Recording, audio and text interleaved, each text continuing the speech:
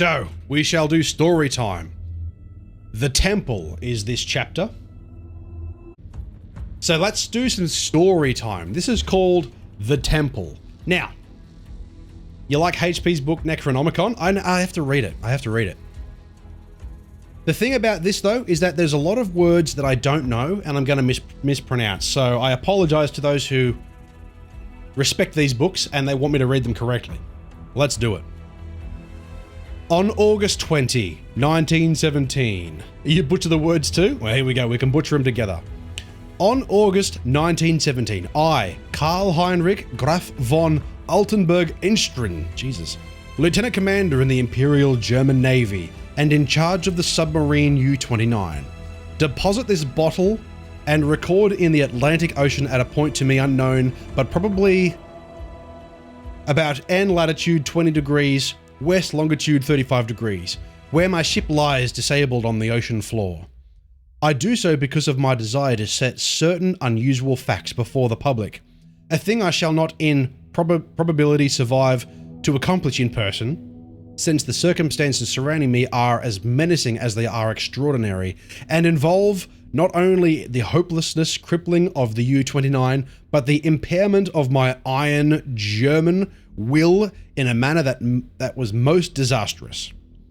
On the afternoon of June 18, as reported by wireless to the UN-61, bound for Kiel, we torpedoed the British freighter Victory, New York to Liverpool, in north latitude 45 degrees 16, west longitude 28 degrees 34, permitting the crew to leave the new boats in order to obtain a good cinema view for the Admiralty records. The ship sank quite picturesquely, bow first, the stern rising out of the high water whilst the hull shot down perpendicularly to the bottom of the sea. Our camera missed nothing, and I regret that so fine a reel of film should never reach Berlin. After we sank the lifeboats with our guns and submerged. When we rose to the surface about sunset, a seaman's body was found on the deck, hands gripping the railing in curious fashion. The poor fellow was young, rather dark and very handsome, probably Italian or Greek, and undoubtedly the Victory's crew. He had evidently sought refuge on the very ship which had been forced to destroy his own, one more victim of the unjust war of aggression which the English pig dogs were waging upon the fatherland. Our men searched him for souvenirs, and found in his coat a pocket, a very odd bit of ivory carved to represent the youth's head crowned with laurel. My fellow officer, Lieutenant Clens, believed that the thing was of great age and artistic value, so took it from the man for himself. How it had ever come into the possession of a common sailor, neither he nor I could imagine. As the dead man was thrown overboard, there occurred two incidences which created much disturbance amongst the crew. The fellow's eyes had been closed, but in the dragging of his body to the rail, they were jarred open. And many seemed to entertain a queer delusion that they gazed steadily, mockingly at Schmidt and Zimmer, who were bent over the corpse. The boatswain Mueller, an elderly man who would have been known better had he not been a superstitious Atlassian swine, became so excited by this impression that he watched the body in the water and swore that after it sank a little, it drew its limbs into a swimming position and sped away to the south under the waves. Clens and I did not like these displays of peasant ignorance and severely reprimanded the man, particularly Mueller. The next day, a very troublesome situation was created by the indisposition of some of the crew. They were evidently suffering from the nervous strain of our very long voyage and had bad dreams. There is two words, had next to themselves. Several seemed quite dazed and stupid. After satisfying myself they were not feign nor weakness, I excused them from their duties. The sea was rather rough, so we descended into the depths where the waves were less troublesome. Here we were comparatively calm, despite a somewhat puzzled southward current, which we could not identify from our oceanographic charts.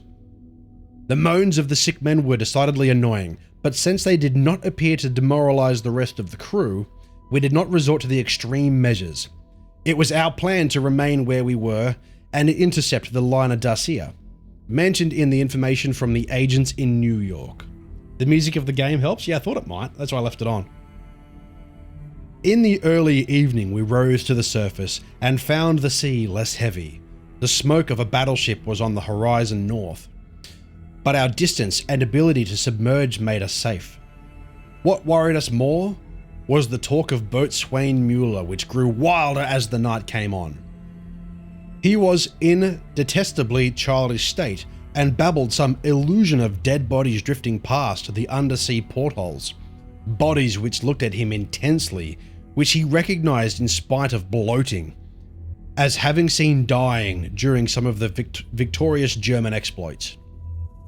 And he said that the young man we had found and tossed overboard was their leader. This was very gruesome and abnormal, so we confronted Mueller in irons and had him soundly whipped. The men were not pleased at his punishment, but discipline was necessary. We also denied the request of a delegation headed by Seaman Zimmer, that the curious carved ivory head be cast into the sea.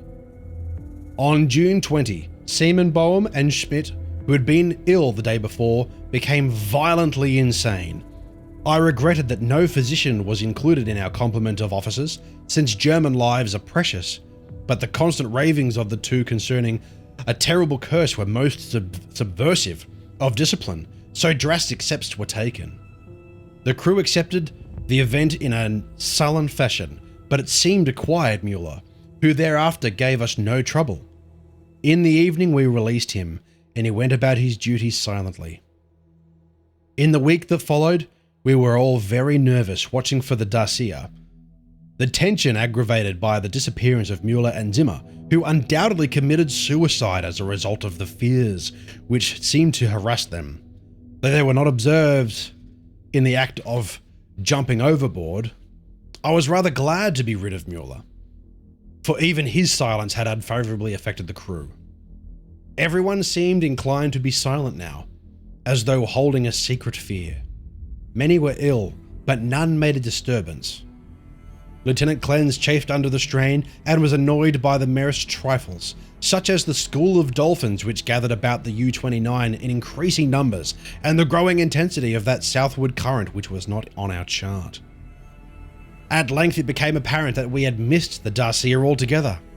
Such failures are not uncommon, and we were more pleased than disappointed, since our return to Wilhelmshaven was now in order. Was now in order. At noon, June 28, we turned northeastward, and despite some rather comical entanglements with the unusual masses of dolphins, we were soon underway. The explosion in the engine room at 2 PM was a holy surprise. No defect in the machinery or carelessness in the men had been noticed, yet without warning the ship was racked from end to end with a colossal shock. Lieutenant Clens hurried to the engine room, finding the fuel tank and most of the mechanism shattered. The engineers, Rabe and the Schneider, instantly killed. Our situation had suddenly become grave indeed, for though the chemical air regenerators were intact, and though we could use the devices for raising the submerging ship and the opening the hatches as long as compressed air and storage batteries might hold out, we were powerless to propel or guide the submarine. To seek rescue in the lifeboats would be to deliver ourselves unto the hands of enemies unreasonably embittered against our great German nation, and our wireless had failed ever since the Victory affair to put us in touch with the fellow U-boat of the Imperial Navy. From the hour of the accident till July 2, we drifted constantly to the south, almost without plans and encountering no vessel. Dolphins still encircled the U-29, a somewhat remarkable circumstance considering the distance we had covered. On the morning of July 2, we sighted a warship flying American colors, and the men became restless in their desire to surrender. Finally, Lieutenant Clens had to shoot a seaman named Traub, who urged us un-German act with especial violence.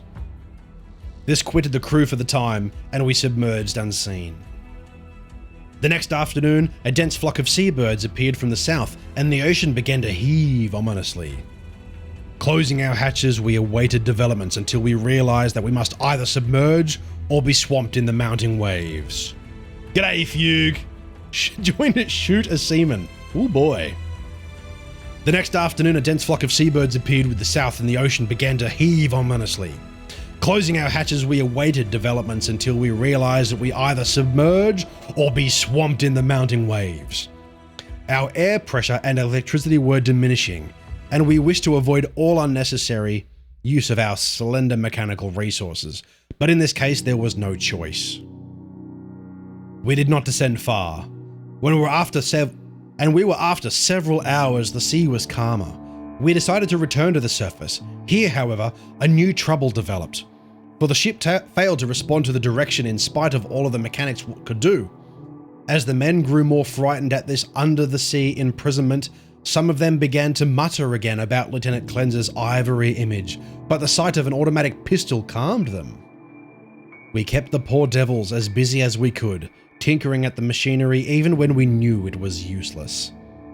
Cleanse and I usually slept at different times, and it was during my sleep, about 5 AM July 4th, that the general mutiny broke loose. The 6 remaining pigs of seamen, suspecting that we were lost, had suddenly burst into a mad fury at our refusal to surrender to the Yankee battleship for 2 days before, and were in a delirium of cursing and destruction.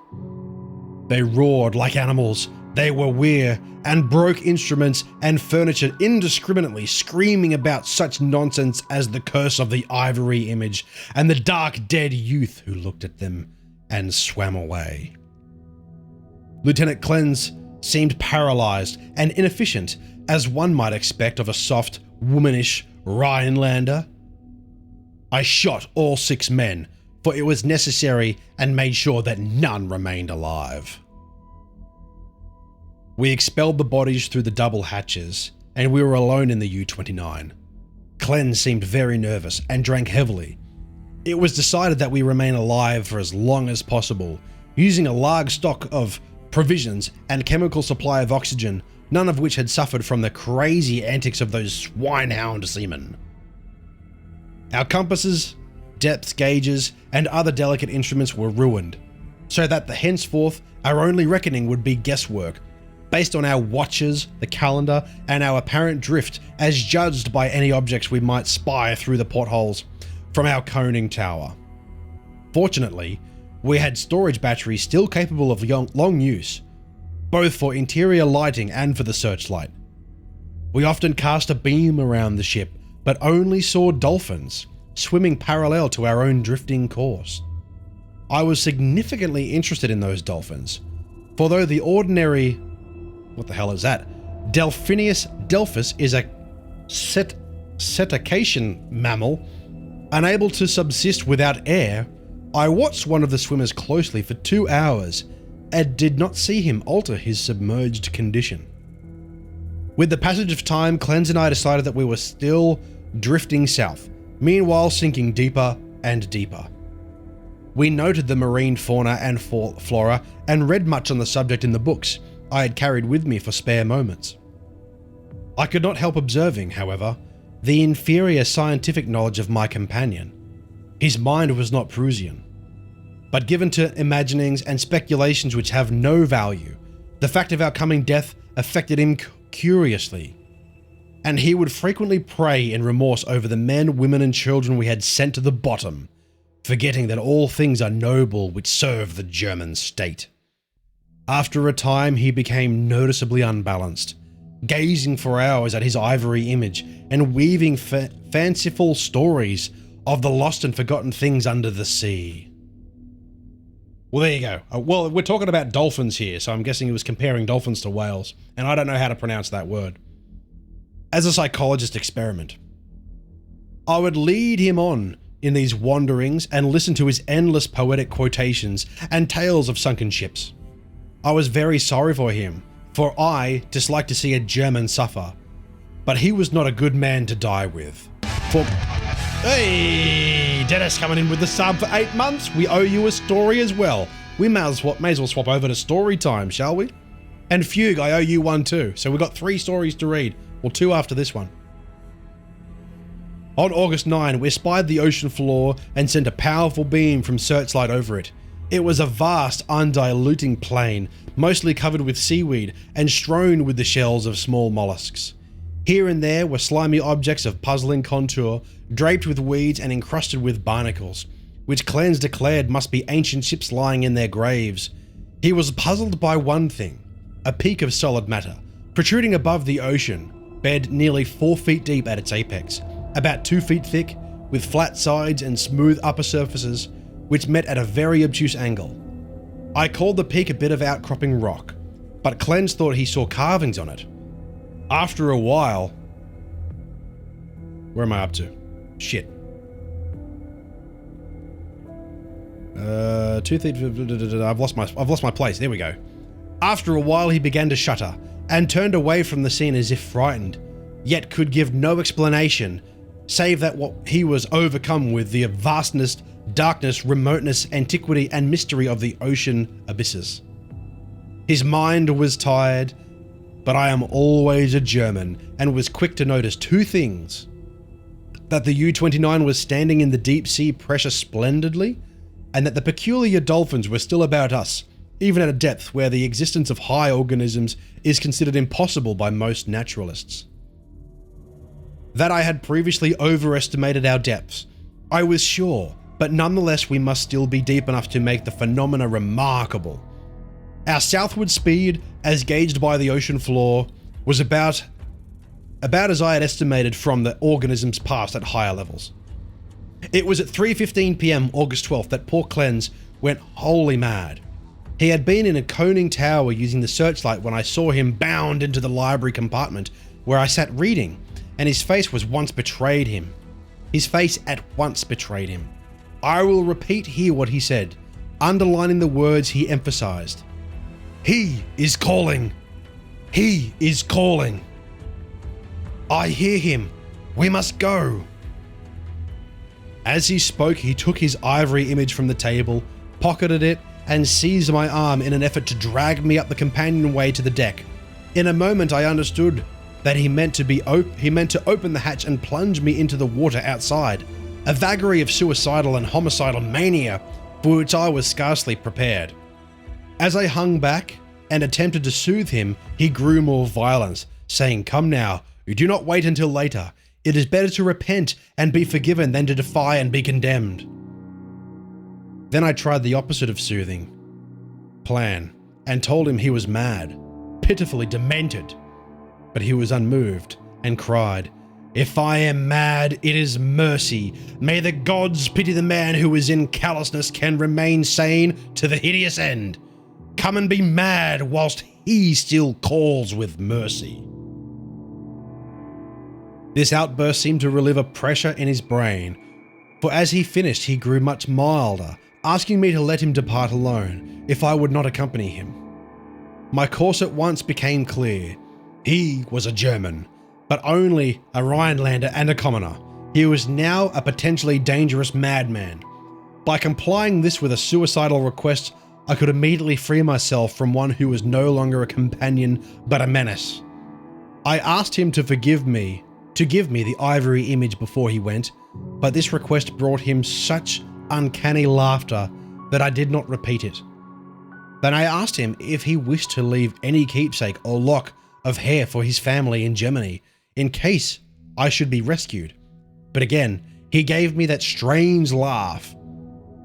So as he climbed the ladder, he went to the levers and allowed proper time intervals operated the machinery which sent him to his death. After I saw that he was no longer in the boat, I threw the searchlight around the water in an effort to obtain a last glimpse of him, since I wished to ascertain whether the water pressure would flatten him as it theoretically should, or whether the body would be unaffected, like those extraordinary dolphins. I did not, however, succeed in finding my late companion, for the dolphins were marshalling thickly and obscuringly about the conning tower. That evening I regretted that I had not taken the ivory image surreptitiously from poor Cleanse's pocket as he left, for the memory of it fascinated me. I am not by the nature an artist. I was also sorry that I had no one with whom to converse. Cleansed though, not my mental equal, was much better than no one. I did not sleep well that night, and wondered exactly when the end would come. Surely I had little enough chance of rescue. The next day I ascended to the conning tower and commenced the customary searchlight explorations. Northward, the view was much the same as it had been all 4 days since we had sighted the bottom, but I perceived that the drifting of the U-29 was less rapid. As I swung the beam around to the south, I noticed that the ocean floor ahead had fell away in a marked declivity and bore curiously regular blocks of stone in certain places, disposed as if in accordance with definite patterns.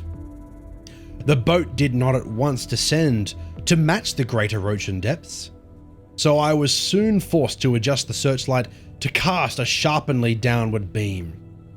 Owing to the abruptness of the change, a wire disconnected, which necessitated the delay of many minutes for repairs, but at length the light streamed on again, flooding the marine valley below me. I am not given to emotion of any kind, but my amazement was great when I saw what lay revelled in that electrical glow. And yet one reared in the best culture of Prussia, I could not have been amazed, for geology and tradition alike tell us of great transpositions in oceanic and continental areas. What I saw was an extended and elaborate array of ruined edifices, and all of magnificent through unclassified architecture in the various stages of preservation. Most appeared to be a marble of gleaming whitely in the rays of the searchlight, and the general plan of a large city at the bottom of a narrow valley, with numerous isolated temples and villas on the steep slopes above. Roofs were fallen and columns were broken, but there still remained an air of immemorially ancient splendor which nothing could efface.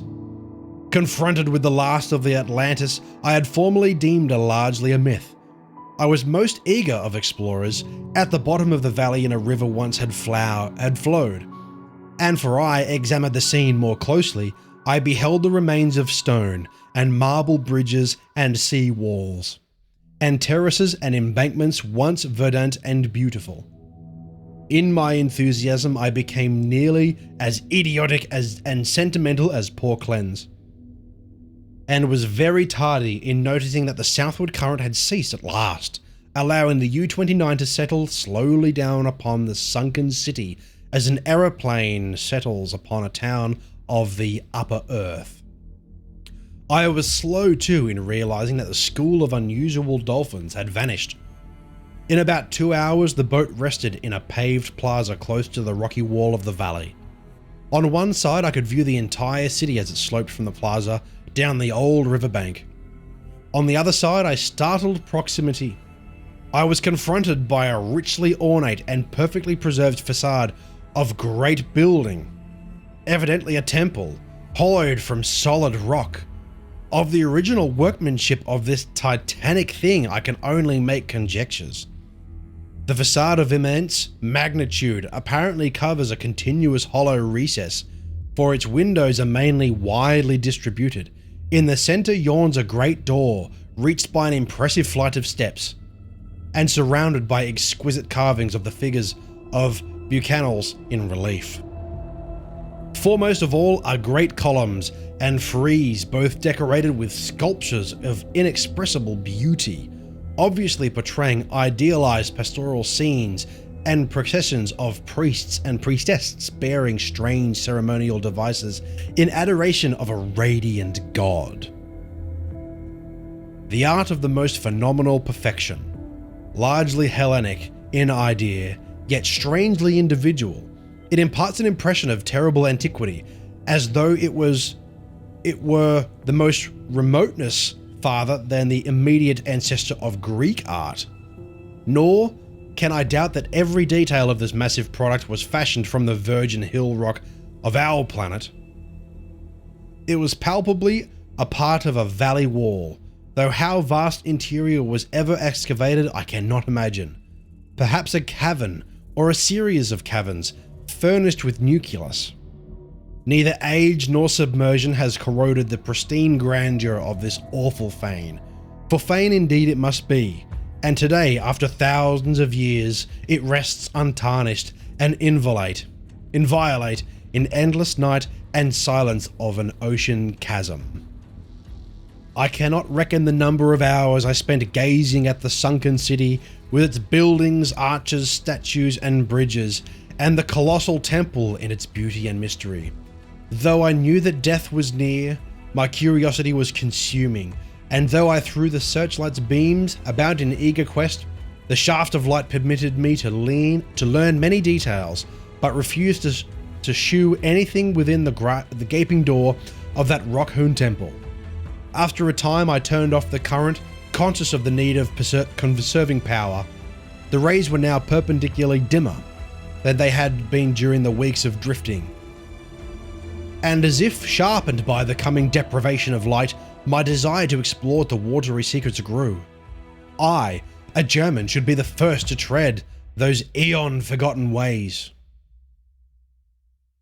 I produced and examined a deep-sea diving suit of jointed metal and experimented with the portable light and air regenerator. Though I should have trouble in managing the double hatches alone, I believed I could overcome all obstacles with my scientific skill and actually walk about the dead city in person. On August 16, I effected an exit from the U-29, laboriously made my way through the ruined and mud-choked streets to the ancient river. I found no skeletons or human remains, but gleaned a wealth of archaeological lore from sculptures and coins. Of this I cannot now speak save to utter my awe at the culture in full noon of glory when cave dwellers roamed Europe and the Nile flowed unwatched to the sea. Others, guided by this manuscript, if it shall ever be found, must unfold the mysteries at which I can only hint. I returned to the boat as my electric batteries grew feeble, resolved to explore the rock temple on the following day. On the 17th, my impulse to search out the mystery of the temple waxed still more insistent. A great disappointment befell me, for I found out that the materials needed to replenish the portable light had perished in the mutiny of those pigs in July. My rage was unbounded, yet my German sense forbade me to venture unprepared into an utterly black interior which might prove the lair of some indescribable marine monster or a labyrinth of passages from whose windings I could never extricate myself. All I could do was turn on the waning searchlight of the U-22 and with its aid walk up to the temple steps and study the exterior carvings. The shaft of light entered the door at an upward scale, and I peered in to see if I could glimpse anything, but all in vain. Not even the roof was visible. Though I took a step or two inside after testing the floor with a step, I dared not to go farther. Moreover, for the first time in my life, I experienced the emotion of dread. I began to realize how some of poor Cleanser's moods had arisen, for as the temple drew me more and more, I feared its aqueous abysses, and with a blind and mounting terror. Returning to the submarine, I turned off the lights and sat thinking in the dark. Electricity must now be saved for emergencies. Saturday the 18th I spent in total darkness, tormented by the thoughts and memories that had threatened to overcome my German will. Cleanse had gone mad and perished before reaching the sinister remnant of a past unwholesomely remote, and had advised me to go with him. Was indeed fate preserving my reason only to draw me irresistibly to an end more horrible and unthinking than any man has ever dreamed of? Clearly, my nerves were sorely taxed, and I must cast off these impressions of the weaker man. What a beta male this bloke is. I could not sleep Saturday night, and turned on the lights regardless of the future. It was annoying that the electricity should not outlast the air and provisions. I revived my thoughts of euthanasia and examined my automatic pistol. Toward morning I must have dropped asleep with the lights on, for I awoke in darkness yesterday afternoon to find the batteries dead. I struck several matches in succession and desperately regretted the improvidence which had caused us long ago to use up the few candles we carried. After the fading of the last match I dared to waste, I sat very quietly without a light. As I considered the inevitable end, my mind ran over the preceding events and developed a hitherto dormant impression of which would have caused a weaker and more superstitious man to shudder. The head of the radiant god in the sculptures on the rock temple is the same as that carven bit of ivory which the dead sailor brought from the sea, which poor Cleanse carried back to the sea. I was little dazed by this coincidence, but did not become terrified. It is only the inferior thinker who hastens to explain the singular and the complex by the primitive shortcut of supernaturalism.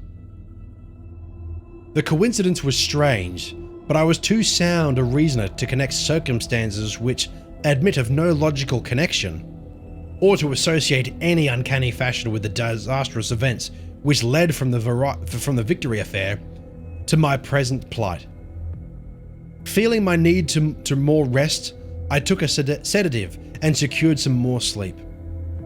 My nervous condition was reflected in my dreams, for I seemed to hear the cries of drowning persons, to see dead faces pressing against the portholes of the boat, and among the dead faces was the living, mocking face of the youth with the ivory image. I must be careful how I record my awakening today, for I am unstrung, and much hallucination is necessary mixed with fact. Psychologically, my case is most interesting, and I regret that it cannot be observed scientifically by a competent German authority. But upon opening my eyes, my first sensation was an overmastering desire to visit the rock temple. A desire which grew every instant, yet which I'd automatically sought to resist through some emotion of fear which had operated in reverse direction. Next there came to me the impression of light. Amidst the darkness of dead batteries, I seemed to see a sort of phosphorescent glow in the water. Through the porthole which opened towards the temple, this aroused my curiosity, for I knew of no deep-sea organism capable of emitting such luminosity. But before I could investigate, there came a third impression, which because of its irrationality caused me to doubt the objectivity of anything my senses might record. It was an aural delusion, a sensation of rhythmic melodic sounds of some wild yet beautiful chant or choral hymn, coming from the outside through the absolutely soundproof hull of the U-29. Convinced of my psychological nervous abnormality, I lighted some matches and poured a stiff dose of sodium bromide solution, which seemed to calm me to the extent of dispelling the illusion of sound. But the phosphorescence remained, and I had difficulty representing a childish impulse to go to the porthole and seek its source. It was horribly realistic, and I could soon distinguish by its aid the familiar objects around me, as well as the empty sodium bromide glass of which I had no former visual impression in its present location. The last circumstance made me ponder, and I had crossed the room and touched the glass. It was indeed in the place where I had seemed to see it. Now I knew that the light was either real or part of an hallucination, so fixed and consistent I could not hope to dispel it. So abandoning all resistance, I ascended to the conning tower and look for the luminous agency. Might it not actually be for another U-boat, offering possibilities of rescue? It is well that the reader accept nothing which follows as objective truth, for since the events transcend natural law, they are necessarily the subjective and unreal creations of my overtaxed mind. When I attained the conning tower, I found the sea in general far less luminous than I had expected. There was no animal or vegetable phosphorescence about, and the city that sloped down to the river was invisible in blackness. What I did see was not so spectacular, not grotesque or terrifying, yet it removed my last vestige of trust in my consciousness. For the door and windows of the undersea temple brewed from the rocky hill were vividly aglow with flickering radiance, as from the mighty altar flame far within. Later incidences are chaotic. As I stared at the uncanny lighted door and windows, I became subject to the most extravagant visions.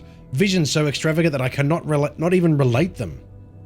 I fancied that I discerned objects in the temple, objects both stationary and moving, and seemed to hear again the unreal chant that had floated me to when I first awakened, and overall rose thoughts and fears which centered in the youth from the sea, and the ivory image whose carving was duplicated on the frieze and the columns of the temple before me. I thought of poor Cleanse, and wondered where his body rested with the image, had he carried it back to the sea. He warned me of something, and I had not heeded, but he was a soft-headed Rhinelander who went mad as troubles as Perusian could bear with ease. The rest is very simple. My impulse to visit and enter the temple was now become inexplicable and imperious command which ultimately cannot be denied.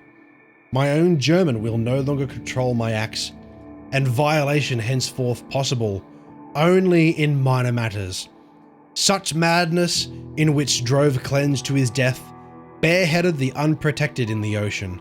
But I am Perusian and man of sense, and will use the last what little I have.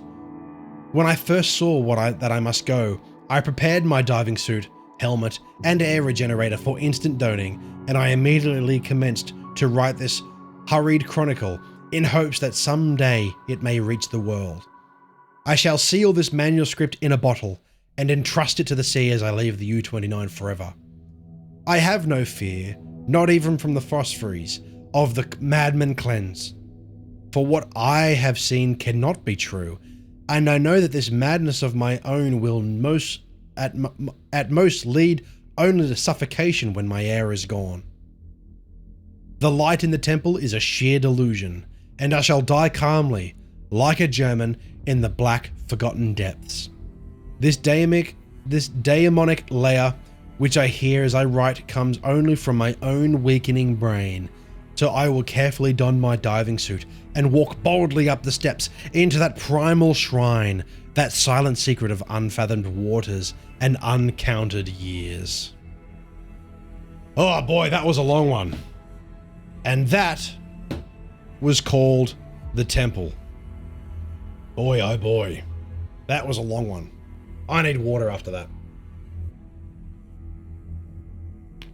Oh man. Dennis, you're still here. Good on you, mate. Whew. Now, if I'm going to do that again, I might need a bit of a breather. But we've got 2 more stories to read tonight, but we'll have another few games of Boundary, and the music works well with it. Well, I think what I might actually do is try and export this audio, or at least download it maybe, so I can play it in the background, because it fits really well. And this is literally just the menu, like the menu music to this game. So what do we reckon? What do we reckon, boys and girls? How many